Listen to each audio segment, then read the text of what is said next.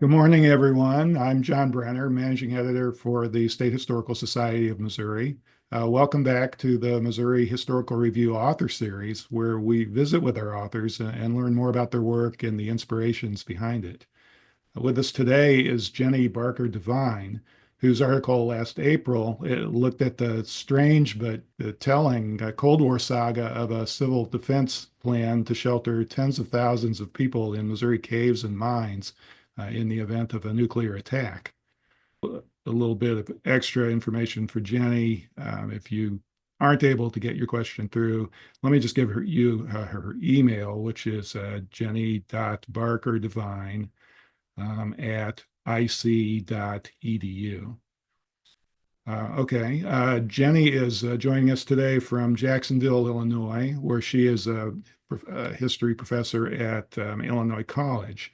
She's originally from Missouri, and she's a graduate of the University of Central Missouri. In 2023, she was awarded a Center for Missouri Studies fellowship to support her work. Jenny, thank you for joining us today. Yeah, thank you, John, so much for inviting me here today. I'm so excited to talk with you all about my work, and just thanks to everyone at the State Historical Society of Missouri for hosting this event and facilitating this research. It's been great. I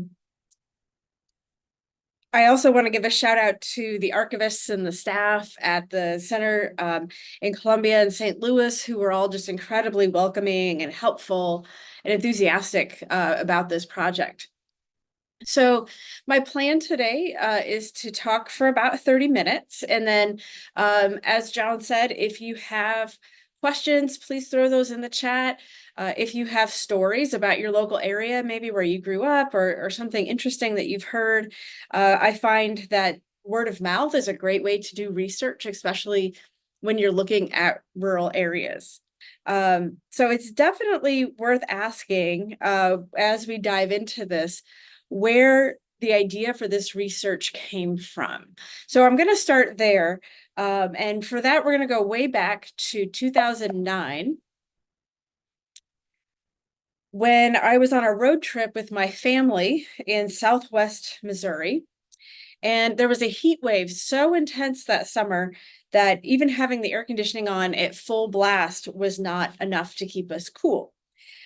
In his wisdom, my husband, a Missouri native, did a very smart thing, and he suggested that we stop at a cave to cool off.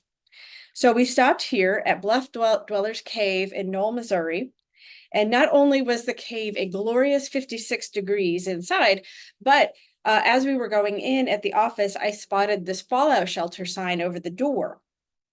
And at this point, I had already done some research about rural civil defense, and this definitely piqued my interest. So the tour guide, I asked them about it, obviously, and they kind of shrugged it off, saying that this was mostly a way to get tourists in the cave. And in fact, the Bluff Dwellers Cave would not actually protect anyone from nuclear fallout.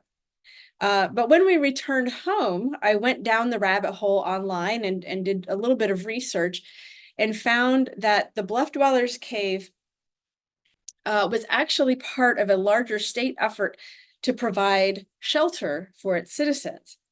And this, I thought, was worth exploring. Now, in the meantime, because it has been quite a few years since 2009, but I was beginning my career as a professor, growing my family, and I had a number of projects on the table.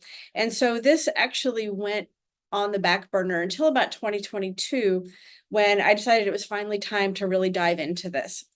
So I applied for a fellowship through the Center for Missouri Studies, as John mentioned, and was so grateful to be able to spend a few weeks in Columbia in early 2023 conducting research.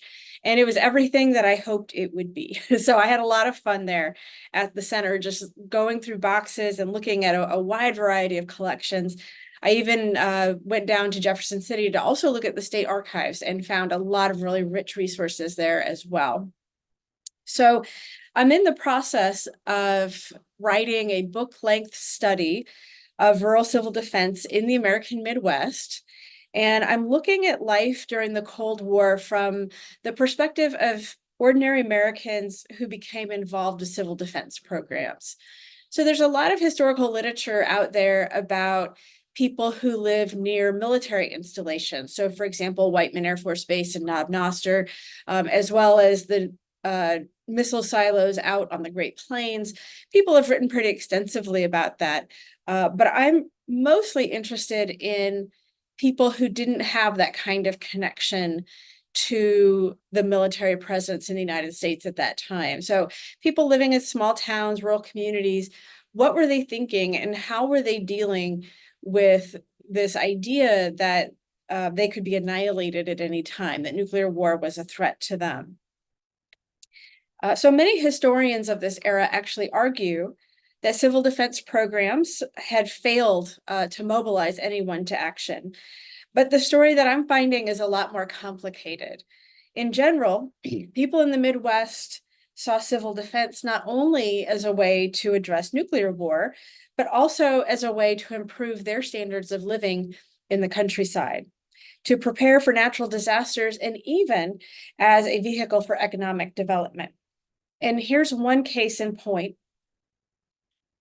I found this letter in the records of Senator Stuart Symington, who represented Missouri in the 1950s, 1960s.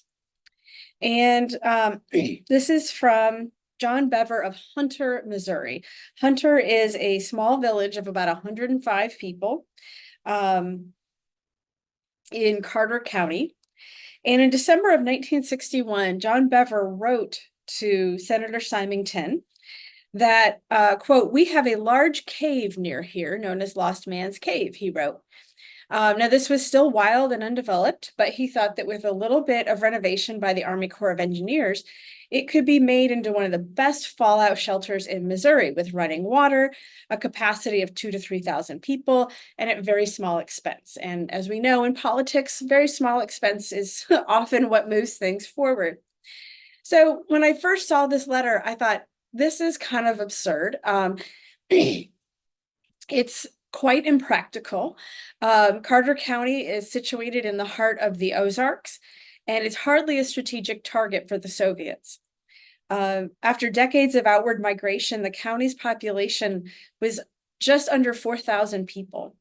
There was no need for this massive fallout shelter. But here's what was really interesting.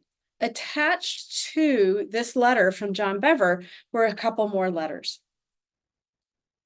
So what happened was Senator Symington forwarded Bever's letter to Stuart Pittman, who was President Kennedy's Assistant Secretary of Defense for Civil Defense. And he had just launched the National Fallout Shelter Survey to identify spaces that could be used as fallout shelters across the country. And Stuart Pittman's assistant actually responded positively to John Bever's letter and advised him to report any information about Lost Man's Cave to his local civil defense director. So when I saw this series of letters, I had to pause a little bit because the idea that this gentleman from Hunter, Missouri, wrote a letter about a fallout shelter in a cave to his senator made it to one of the top officials at the Department of Defense. That's unusual. And in 1961, it actually, if you put this into context, it does start to make a little bit more sense. Because at that time, people like Stuart Pittman and other civil defense planners still assumed that saving lives in the event of nuclear war meant evacuating urban populations into rural areas. With the development of ever more deadly weapons and escalating Cold War tensions, however, 61 kind of marks this transition where policymakers are also calling for a series of fallout shelters. So Missouri's abundant mineral resources, show caves, metropolitan areas, and remote rural spaces actually presented an opportunity to model what a national fallout shelter program could look like. And in the summer of 1961, a federally funded study explored the feasibility of evacuating Missouri's urban areas to the safety of fallout shelters in mines and caves. Now, on the surface, the study promised, quote, protection for all citizens, which is the title of the talk. But if you read the final report a little more closely, and the final report is still today at the Missouri State Archives in Jefferson City, what you find are deep complexities related to saving lives, as well as significant tensions between broad federal policies and the economic and social realities of local communities.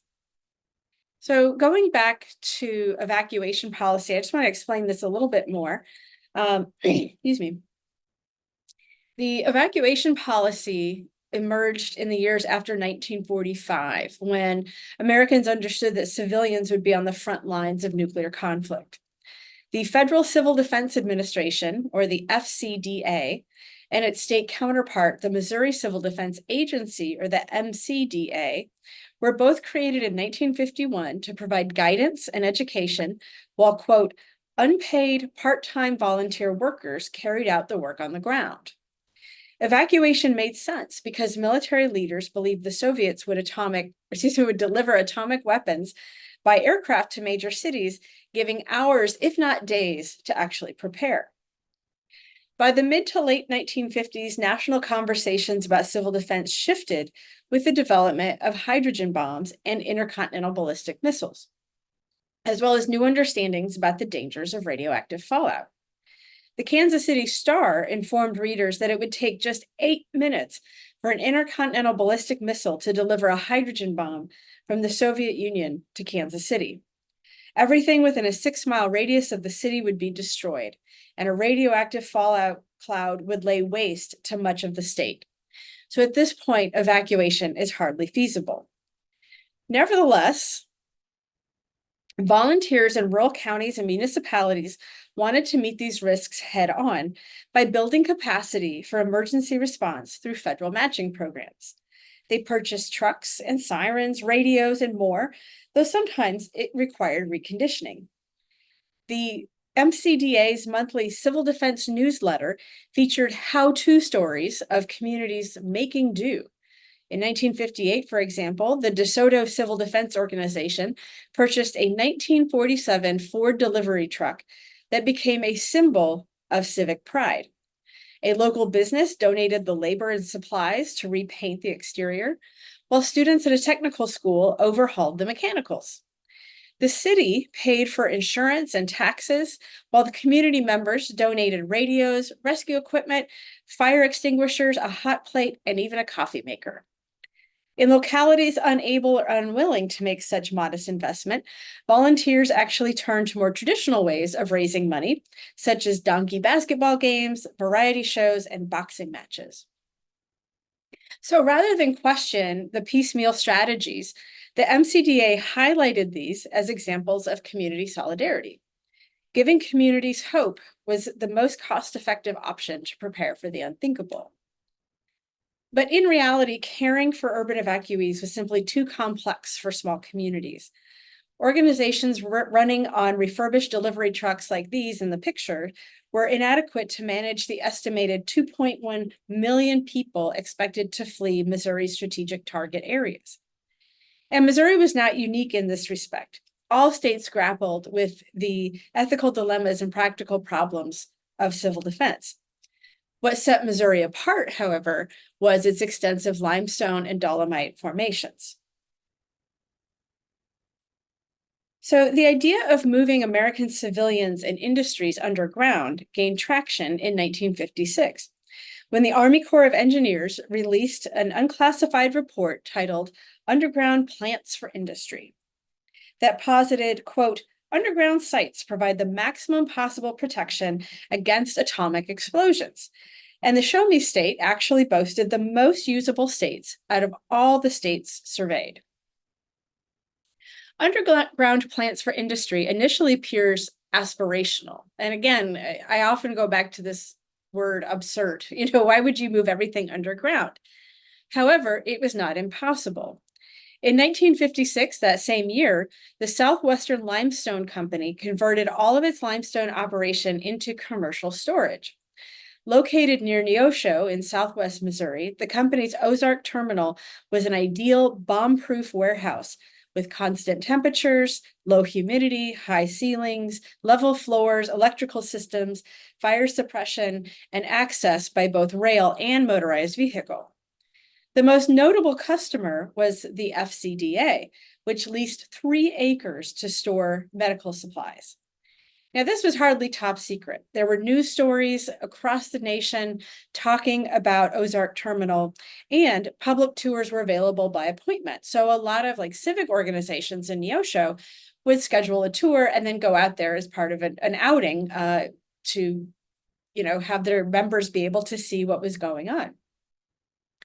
Now, Russell Hunt, the owner of Southwest Limestone, told the St. Louis Post-Dispatch that mines and caves would play, quote, a vital role in the future of national defense. The day may come, he believed, when people as well as things may be looking for such a hole in the ground. Now, at the same time, Missouri's holes in the ground were in fact gaining attention. By the late 1950s, tourism also became a leading industry in a state with show caves as the premier attraction. Between 1940 and 1961, rural electrification programs and the development of highways fostered the establishment of 18 new show caves, bringing the total to 26 in 1961. Missouri had the highest number of show caves in the entire nation, wherein entrepreneurial cave owners blazed trails or even offered tours using motorized gas-powered jeeps. That the federal government might invest in underground facilities also sparked the public imagination.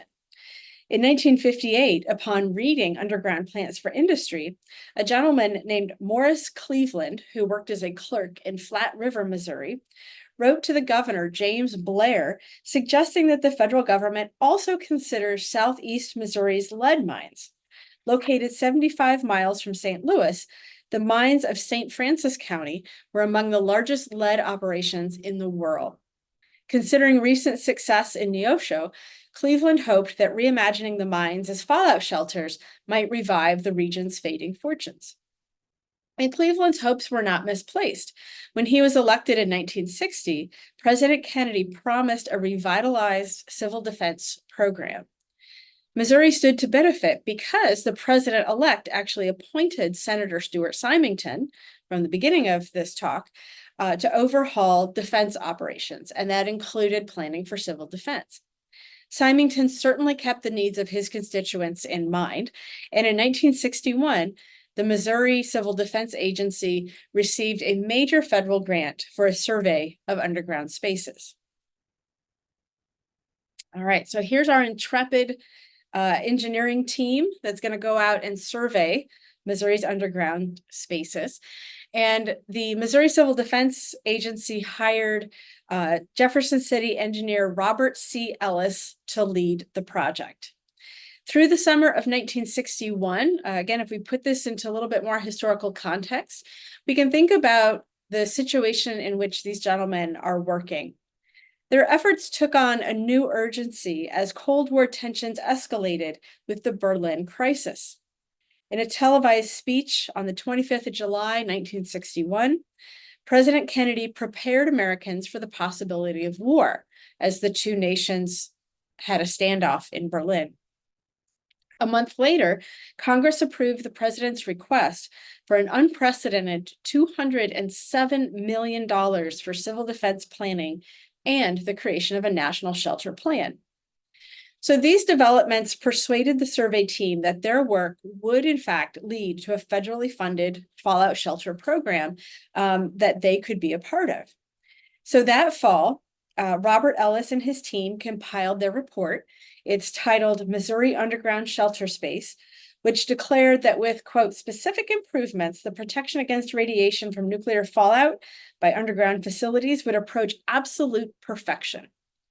An official press release emphasized that 3.1 million people, or nearly 3/4 of the state's population, could be evacuated into mines and caves.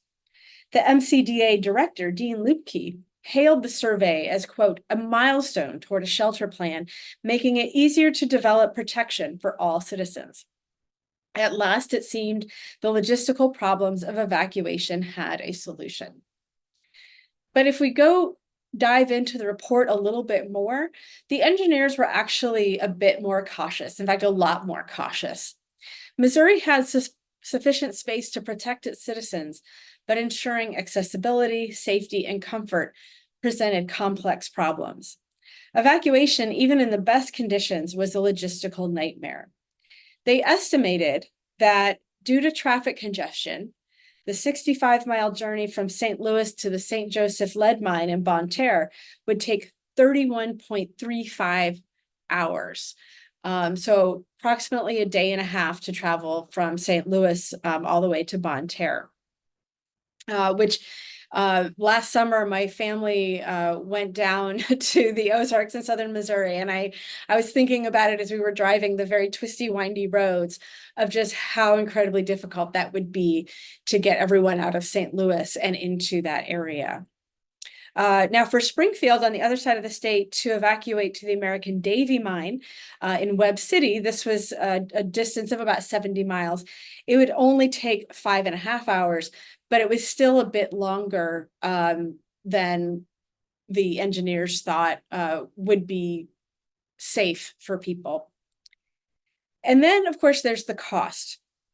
Surveyors assumed that fallout shelters required modern amenities, such as running water, proper ventilation, electrical systems, protective shielding, and level dry floors.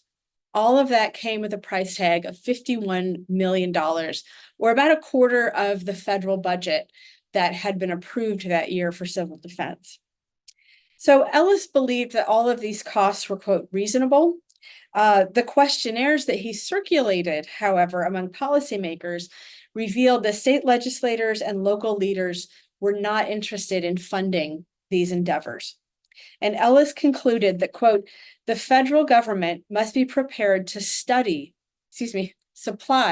by far the major portion or perhaps all of the required funds. However, it was also improbable that Congress would appropriate, again, a quarter of the civil defense budget to Missouri alone. So news of the Missouri Underground Shelter Space report contributed to ongoing debates throughout the state of Missouri about civil defense, and commercial cave owners were actually the most enthusiastic supporters.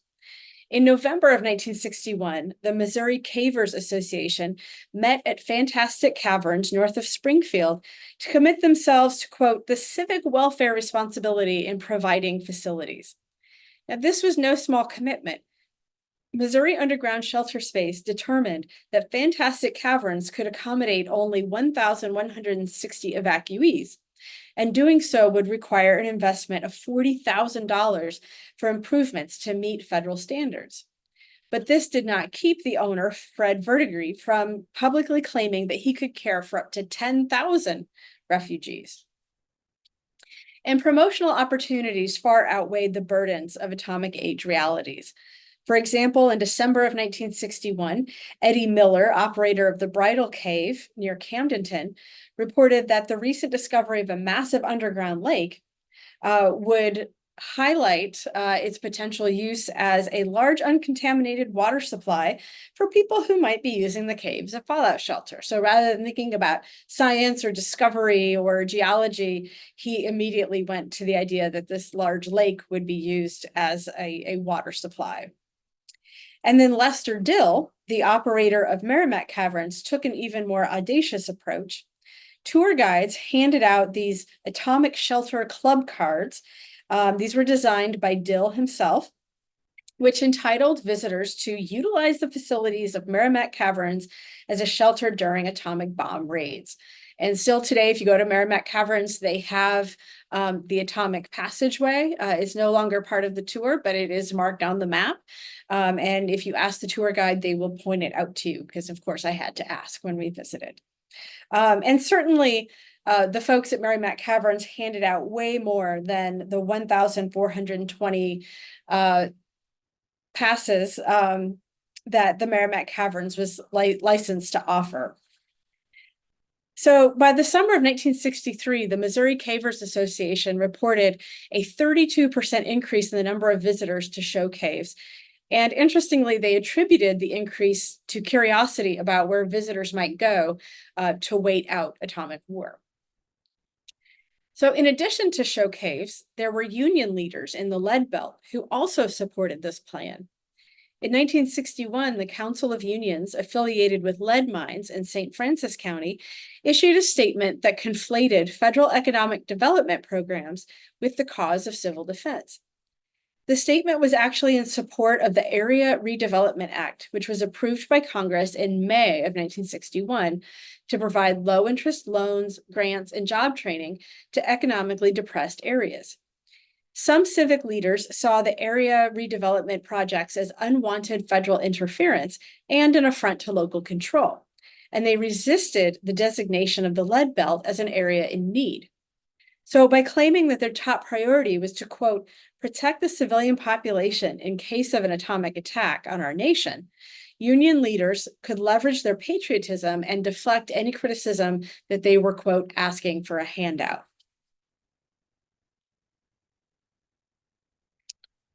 So what happened next, right? I think that's a good question there's this excitement around using caves, but almost as quickly as this project made a splash in news releases, in promotion, and in economic development projects, Missouri underground shelter spaces kind of disappeared from the Missouri Civil Defense Agency publication and correspondence. And this was partly because the MCDA shifted its focus to collaborating with the Army Corps of Engineers on the National Fallout Shelter Survey. The survey included a variety of structures, including schools, libraries, public buildings, as well as caves and mines. But the difference was that federal planners were no longer interested in evacuation. In February of 1962, only a month after he encouraged Bever to report Lost Man's Cave, the Assistant Secretary of Defense, Stuart Pittman, told the House Subcommittee on Government Operations that, quote, we are not surveying those shelters that are far removed from the population centers at this time. Pittman further explained that the intention of the National Survey was to approve existing structures and stock them with supplies, but not to improve structures that required a little bit of maintenance and upkeep. Those decisions were left to the local community and would be paid for with matching funds in future years. So this helps explain why Pittman's assistant would have suggested that Bever work with his local civil defense director. But Lost Man's Cave was too remote in Carter County. It did not even make the list in Missouri underground shelter space. In 1963, the National Fallout Shelter Survey actually listed 0 acceptable spaces in Carter County for protecting its citizens. And still today, I believe Lost Man Cave remains a wild cave. So it's at this point that most historians argue that American public lost interest in civil defense. Kenneth Rose, a historian, found that few Americans were interested in fallout shelters, public or private. Similarly, historian Paul Boyer found that in the months following the Cuban Missile Crisis in 1962, when the Soviet Union and the United States signed nuclear test ban treaties, a mood of euphoria swept the country, and fears of nuclear war disappeared from public opinion polls, and civil defense activities dissipated. In 1963, the Department of Defense requested $695 million to continue the work of identifying and stocking fallout shelters. But Congress allocated only $113 million for that work. And for the remainder of the decade, civil defense appropriations continued to decline. Now, reduced federal allocations had a chilling effect on the ground. State and national leaders often blamed public apathy for the decline in civil defense, but this was not necessarily the case.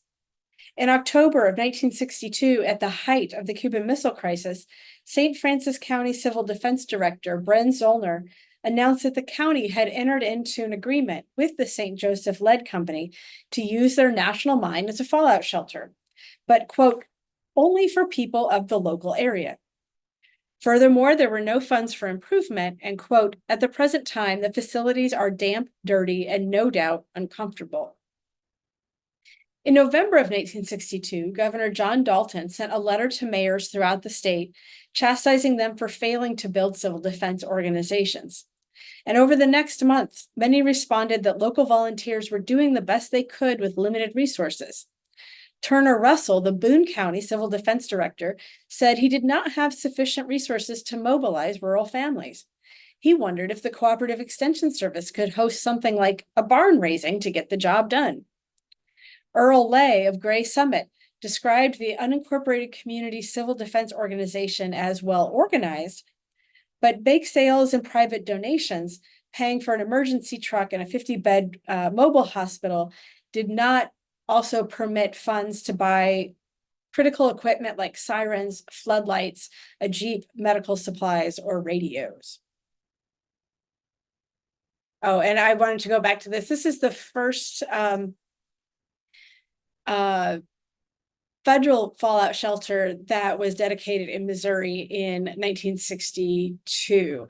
And that's when we get the advent of the ubiquitous yellow and black fallout shelter sign. So this did come a little bit later after the cave survey. So as fallout shelters faded from public discourse and the public funding dried up, the idea of using caves and mines lost traction in Missouri. The drawbacks of using caves as fallout shelters were immediately obvious, even to Girl Scouts earning a cave exploring badge. In 1965, the girls of Troop 2379 from Des Peres visited Mushroom Cave in Franklin County. They questioned the cave's design as a fallout shelter upon noticing a weak ceiling and an airflow that allowed the cave to breathe. The troop wrote up their findings for the MCDA, hoping to correct the situation. By the end of the 1960s, using caves as fallout shelter lost its allure, even for the commercial cave operators who had once capitalized on the idea. In 1969, Lester Dill, the director of Merrimack Caverns, told a reporter that, quote, "Today, people expect all the comforts of home in the wildest of woods. If they had to live in a cave, they'd change their minds in a hurry." So it was just for a brief moment in the early 1960s when Missouri's underground spaces were at the center of the national debate about how to save lives in atomic age. But when set in the context of global conflict, the civil rights movement, rural depopulation, shifting notions of community, deindustrialization, and agricultural change, it becomes clear that these conversations were about more than radioactive fallout. In 1961, for John Bever to ask a U.S. senator to invest in a small village was perfectly reasonable. Federal investment in fallout shelters not only provided the promise of survival in the future, but the promise of economic development in the present. Eventually, after much debate, the answer came not in fallout shelters, but in missile silos and military deterrence. Congress minimized spending for civil defense and invested heavily in new weapons of war. Senator Symington used his extensive connections to ensure the survival of Whiteman Air Force Base in Knob Noster, where crews installed Minuteman missiles. By 1963, the state's holes in the ground were put to a different use, launching Missourians into new discussions about war, peace, survival, and the price of economic prosperity. Thank you. That is the end of my presentation, and I'm more than happy to take questions or comments and to start a good conversation. Thanks so much, Jenny. That was great. I remember those yellow and black signs from when I was a kid growing up in Missouri. Are any of those still around? Or? Every now and again, you see them. I think most have either been taken down or, taken as souvenirs. I think they often appear on eBay and other places like that. I've actually got one in my office that a friend gave to me. So. Yeah. And I guess I have a question too. I know you're looking at other states as well as Missouri. So how does what happened in Missouri compare to what happened in other places? Sure. That's a great question. I think the caves and mines are definitely unique. We don't see that across the board in places like I'm looking at Iowa, Wisconsin, Michigan, and Illinois. And very few places have these extensive formations or limestone operations. So that certainly was unique to Missouri, and I think ignited some, some of the popular imagination about that. But what I do see across the board is there are people who are very interested in serving their communities by participating in civil defense, which they interpret a little bit differently than I think maybe the federal government is thinking, or even some people in the cities, because what they're thinking of is what it kind of turns into eventually by the 1970s, 1980s, which is disaster response. And so in rural areas, you have limited resources for, fire, for natural disasters, and for floods, and this type of thing. Tornadoes are, of course, important across the Midwest. And so you have these kind of informal networks where neighbors help each other, but they are really interested in getting the supplies that they need to respond to those types of emergencies. And even things like car accidents, chemical spills, all of those are things that they see in their day-to-day life that they want to respond to. And they see an opportunity in this civil defense work to get some of those supplies that they need. So something that I didn't bring up is, the refurbished delivery truck isn't going to do a whole lot in the case of nuclear war. Mhm. But if there's a car accident or a tornado or a train derailment somewhere in the county, that does allow first responders to have radio contact. It allows them to have a coffee pot, to get some relief as they're working on that response. It allows transportation to and from the site. And so that's really what you see across the board everywhere in the Midwest is people are interested in building up that capacity to address problems in everyday life. Thank you. Mhm. Looks like we do have a few questions, so that why don't we go to those? One of our comments says, I looked up John F. Bever. Looks like he died just 5 years later in 1966 at age 73. He enlisted and served overseas during World War I. He was also the mayor of Liege, Missouri. I hope I pronounced that right, Liege. Mhm. But it's not clear whether he was mayor in 1961 when he sent his letter to Senator Symington. That's Yeah, interesting. Yeah, no, I, you came across a lot of interesting I, stories I about people. did. And you could tell, and this didn't come out in the presentation, but um, he was someone who really cared about his community, and was not just wanting a fallout. I don't, he didn't say this explicitly, but I don't think he just wanted a fallout shelter. I really think people were looking at what was happening in like Neosho and outside of Kansas City, where there's significant development of these limestone mines, right? Mhm. In fact, still today, I think the National Archives, don't they store a lot of their items in the limestone formations below Kansas City? I think Uh, so. Ozark Terminal is still active. Um, and I think they really wanted that same opportunity. And so they said, well, we have an underground space. We could fix it up. We could make it nice. Yeah, And the federal funding at that time was for the fallout shelters. And I thought, no, yeah, we could make this work. So I love that. I thank you for looking him up and bringing that up because yeah, he was just a guy who lived there for a long time. He had served his country and thought, why not keep going and try to bring some development to the area. yeah. We have a question that looks like is referring to some of the evacuation plan maps, Yeah. asking how many people from Metro St. Louis would have been expected to evacuate? Yeah. Oh, that's a great question. I have the numbers. I'll have to dig through the recesses of my brain to find them, but and they're in my research notes. I do remember that um at in the mines in St. Francis County, they expected to house about 1 million people. And that was really unusual. Most of these mines and caves were only designed to hold maybe 1,000, 2,000 people. And so this was an outlier to put 1 million people in the lead mines. And Yeah.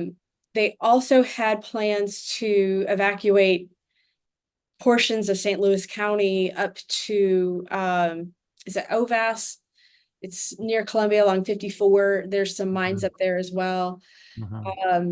And so they were dispersing St. Louis, but yeah, that about 1 million people would be taking that 33-hour journey from St. Louis on down. And that's an area that I'm really interested in exploring, because there's so much there to think about in terms of the demographics of St. Louis, both the city and the county, versus the demographics and the social norms in rural Missouri. So I've been looking, for example, at I think it's pronounced Haiti, Missouri. It's in the Boot Heel, and something I found down there was they had an active county civil defense program, but at the same time they were still segregating their schools, and so they would have these civil defense programs and fairs and things, but they would have those at the white high school, and that very clearly left out the Black population there. I've wondered, how did people in those areas view evacuation, particularly from St. Louis, where you'd have so many diverse people coming in?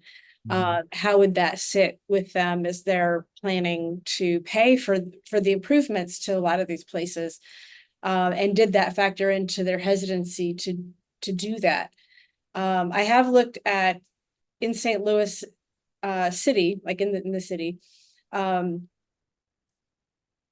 NCAA and the Black newspapers weren't particularly forthcoming. This was not a top priority for them because they were already thinking about major issues related to civil rights. But the Urban League was involved early on with some civil defense, and then they kind of taper off because there are other issues that really, really need their attention. And I kind of get the feeling that they sort of looked out into rural Missouri and they said, we're dealing with this influx of rural people into St. Louis who really don't want to go back for a variety of reasons, and so there's a lot of tension there that needs further exploration. So that was a long answer to your question, Pam, but I thought it's an interesting area to research. I think I'll just read this question verbatim. Did your research indicate a spike of interest in fallout shelters within the 2 weeks of the Cuban Missile Crisis? And if so, what was some of the dialogue you read about? Yeah, that was a really interesting moment. And what you see is kind of after the crisis, there is an examination on the part of the Missouri state government to say, what are we doing? And how are our citizens actually being protected? And so there's a lot of concern about that, but the funding just isn't there to really take action. And there is a disconnect between the concern and the ability to actually do something about it. And so that's when you get that letter from the governor going out to, state civil defense directors saying, hey, why aren't you doing more? And they write back saying, we're doing our best. Help us, give us more money, get the extension service involved, and do more and help us. And then after that, it just kind of fizzles away. And what happens across the nation, not just in Missouri, but everywhere, is that the extension service is given the purview over rural civil defense. And it also begins to shift toward disaster response. So Mhm. those two things kind of happen in its wake. So in that 2 week window, I don't see a huge amount of panic. It's more of a looking back going, wow, that would have been really bad had nuclear war occurred. And what can we do in the future to change it? This is a comment and a question. There are caves along the Mississippi River in St. Louis. The natural refrigeration was one of the reasons breweries were located there. Were there any businesses open to helping? That's a great question. I love that. I'm not sure about the St. Louis area. I need to do some more research there. The answer is both yes and no. So I think if the state or the federal government was interested in renting area in some of these caves, or making that commitment to that, then they would be. There were a number of companies in the Kansas City area that I know of. One of them was a precision instrument company that set aside, I think, 1,500 spaces. But more than anything, they were like, this is our limestone space, and we want to get money out of it. And setting aside space for a war that may or may not ever happen was not very lucrative. And so rather than keeping empty space, it was the owner of this precision instrument company in Kansas City actually testified before Congress and said, yeah, I think the fallout shelter idea in limestone formations is a great idea, but not in my limestone formation because we have too much business to attend to. We're making instruments for the military and for industry. And so if you want this, you're going to have to fund it, not the private companies. They didn't really want to be part of that. So like Ozark Terminal and Neosho, they held all those medical supplies because the federal government was paying rent. Right? And so they were making money off of that. All right, we have one last question, and you may have answered this in part already, but what made you interested in this topic?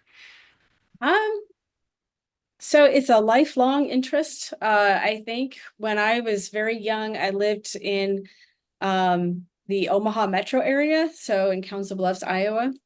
And I remember my fourth grade teacher saying to me, or to the whole class, I don't even know how it came up, but that because of Offutt Air Force Base, Strategic Air Command just across the river, that when the atomic war came, not if, right, but when, that we would be the first to go, and so 10-year-old me, I went home and I asked my dad, who's a science teacher, and I said, is that true? Should we put some supplies in the basement or something? And he explained radiation and half-lives. And he's like, so I have this very vivid memory at a young age deciding that, when nuclear war came, I would allow myself to be vaporized. we had actually a view of the Omaha skyline from my backyard. And I thought, I'm just going to run out and watch this thing happen. And so I think for me, it's just always been an area of interest. So living in that area, we have a lot of family friends who even still today work at Stratcom, who have, had careers in the Air Force. And it's just fascinating on a sort of personal level. And then, just to kind of be able to step back and ask, what is that relationship between sort of global politics and your daily life? And what is the responsibility of the ordinary, everyday, average person to participate in those global politics, right? That's a big question, I think, that Americans really struggle with. And this can help us kind of understand that a little bit. We've had one more question come in, so I'll read it too. Was any health concern given regarding sheltering in a lead mine? I didn't see any. The main health concern didn't have anything to do with the lead, which they did know about by then. It had more to do with the fact that the limestone mines were actually pretty dry. And so that's what makes them an ideal storage facility still today. They're used for that. I think even in Kansas City, they have like an underground marathon. In one of these caves, they host races. Lead mines, however, tend to be very wet.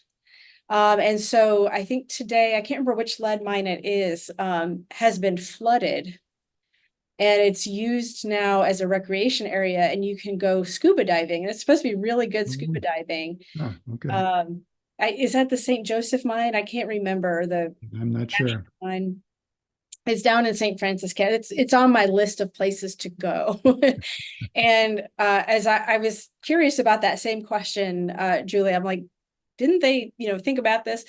And so the concern was keeping generators going to make sure that they could continually drain the mine of any water that might build up and flood the mines eventually. And so I thought, okay, I need to look into this a little bit more. And apparently, as long as you like don't lick the walls or drink the water, it should be okay. So if you go scuba diving there today, they just advise you not to drink the water, but it's still safe to go Okay. in there. Yeah. Yeah. Okay. Oh, Well, I Bond. think, Okay, yeah. oh, no, go ahead. Oh, there's another comment that there was a scuba at Bonterre. Oh, all right. Yeah. Okay. All right. Well, I think we'll end here. Jenny, again, thank you so much for coming on and doing this program. Yeah. And thanks to our audience. We're always so pleased to have an audience for Missouri history. So this will wrap things up. I hope everybody has a good rest of their week, and then happy holidays after that. So long for now.